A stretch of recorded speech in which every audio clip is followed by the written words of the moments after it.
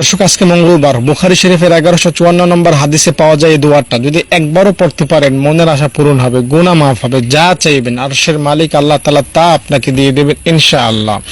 হাদিসে পাওয়া যায় যদি কোনো ব্যক্তি দোয়াটা পাঠ করে এরপরে কোনো কিছু আল্লাহ তাআলার কাছে ফরিয়াদ করে যে আল্লাহ আমার বাড়ি লাগবে, আমার গাড়ি লাগবে, আমার গুনাহ মাফ হওয়া দরকার, আমার জাহান্নাম থেকে বাঁচা দরকার, আমার জান্নাত দরকার, বা আমার সুস্থতা দরকার, আমার নিরাপত্তা দরকার, মানে দোয়াটা পড়ার পরে বান্দা আল্লাহ তাআলার কাছে যেই দোয়াটাই করবে, যেই প্রার্থনাটাই করবে, হাদিসে এসেছে বুখারী শরীফের 1154 নম্বর হাদিসে যে আল্লাহ তাআলা তার ওই বান্দার মনের আশাটা পূরণ করবেন, তার ওই দোয়াটা প্রার্থনাটা আল্লাহ তাআলা কবুল করবেন। দোয়াটা কি একটু মনোযোগ দিয়ে শুনবেন।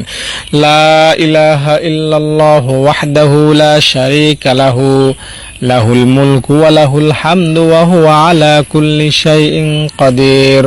সুবহানাল্লাহি ওয়াল হামদুলিল্লাহি ওয়া লা ইলাহা ইল্লাল্লাহু ওয়াল্লাহু আকবার ওয়া লা হাওলা ওয়া লা কুওয়াতা ইল্লা বিল্লাহ।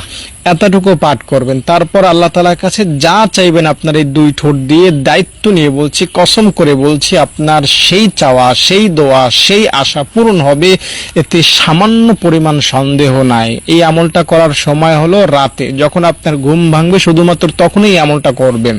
অন্য কোনো সময় এই আমলটা করলে আপনার মনের আশা পূরণের নিশ্চয়তা আমি দিতে পারি না। শুধুমাত্র রাতে যখন পেশাবের কারণে বা ইস্তেঞ্জার কারণে বা গরমের কারণে বা যখনই আপনার রাতে ঘুম ভাঙবে হঠাৎ করে, তখনই আপনি দোয়াটা একবার পাঠ করবেন। দুইবার না, দেখে দেখে পাঠ করলে আপনার মনের আশা পূরণ হবে, গুনাহ মাফ হবে ইনশাআল্লাহ। যদি ভিডিওটা ভালো লাগে থাকে লাইক দিয়ে যাবেন, কমেন্ট করে যাবেন ইনশাআল্লাহ।